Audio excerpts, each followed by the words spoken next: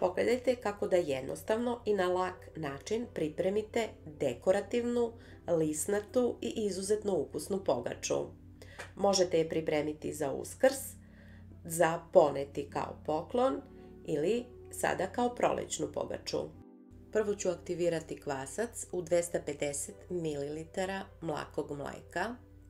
Dodajem pola parčeta, to je 25 g svežeg kvasca, jednu kašičicu šećera, dodat ću malo brašna, pomešati i ostaviti da se aktivira. Dok naraste, umutit ću jedno jaje, a bit će mi potrebno još 8 kašika ulja, 8 kašika, to je pola čaše jogurta, kašičica soli i ostatak od 600 g brašna. Deo sam upotrebila da aktiviram kvasac. Dodajem sada jaje, jogurt, ulje i postepeno dodajem brašno, dodat ću i kašičicu soli. Potrebno je dobro umesiti elastično testo.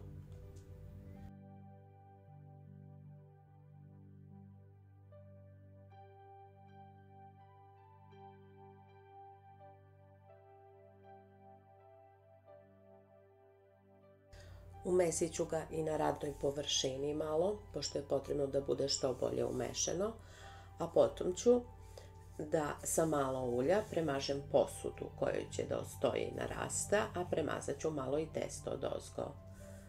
Pokrivam i ostavljam na toplom da se udvostruči. Za to vreme pripremila sam tepsiju prečnika 30 cm i preklopila sam papir za pečenje ovako na osmine, što će mi pomoći prilikom oblikovanja pogače, a vidjet ćete i kako. Naraslo testo izručit ću na radnu površinu i podeliti na dva dela, od kojih je jedan malo veći.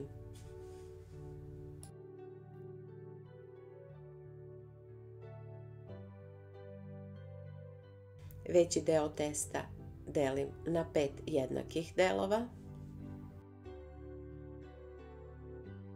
Premesit ću svaki deo u jufkicu i ostaviti da odmori 10 minuta. Zatim i manji deo delim, tako što prvo odvajam jedan malo veći deo za sredinu, a ostatak ću podeliti na 5 jednakih delova, također premesiti i ostaviti da malo odmori.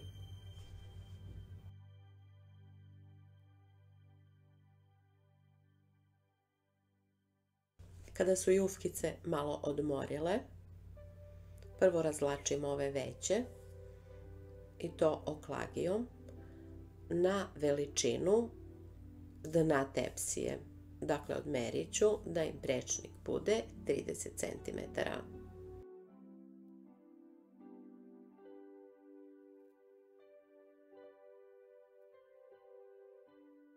100 g maslaca ili margarina.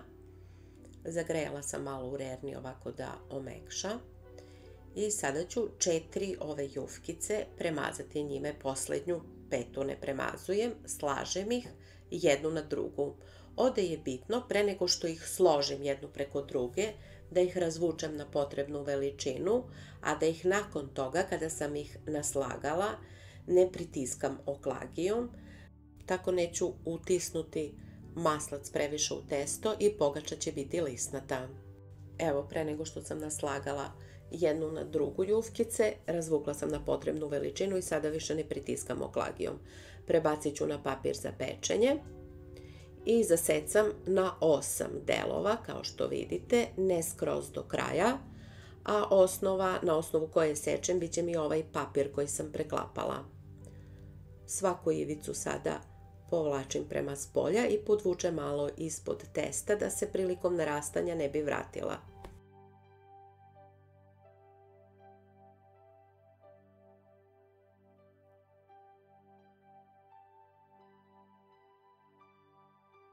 Veću jufkicu koju sam ostavila za sredinu premesit ću malo i postavljam po sredini tepsije.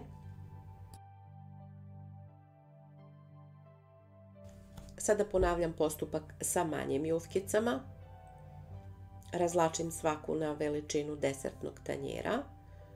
Premazujem otopljenim maslacem, to jest ne potpuno otopljenim, razmekšanim maslacem. Ređam jednu preko druge, petu ne premazujem i ovoga puta sečem na 8 delova skroz do kraja.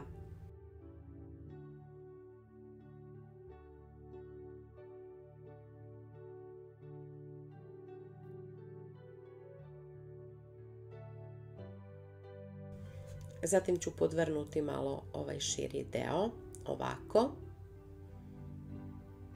A vrh ovog trougla postavljam između prethodna dva koje sam postavila u tepsi, kao što vidite. Evo kako treba da izgleda na kraju. Pokriću sada i ušuškati i ostaviti na toplom da narasta dok se rerna zagreje na 180 stepeni. Nakon 20 do 30 minuta, kada je pogača narasla i rerna se ugrejala, možete ovako malo da zasečete po sredini. Izgledat će još lepše. Izgleda poput sunca. Umutila sam žumance sa 2 kašičice mleka i premazat ću njime celu pogaču. Po sredini ću posuti čija semenkama, a sa strane susamom. I to ne sve, već samo ove veće trouglove. Evo kako izgleda na kraju. Vi uradite kako se vama sviđa. Pekla sam je oko 45 minuta u rerni zagrejanoj na 180 stepeni. Na kraju ću ponovo premazati malo maslacem da dobije malo sjaj i omekša, a potom ostaviti da se prohladi. Ovako pripremljena, izuzetno je lisnata i ukusna. Iznutra mekana sa hrskavom prelepom koricom. Pošto sam je pripremila za poklon, nisam vam mogla pokazati kako izgleda iznutra, a bila je lisnata, mekana i preukusna. Nadam se da vam se recept dopao i da će vam biti od koristi. A pogledajte i druge recepte sa kanala Lako je kuvati. Prijatno!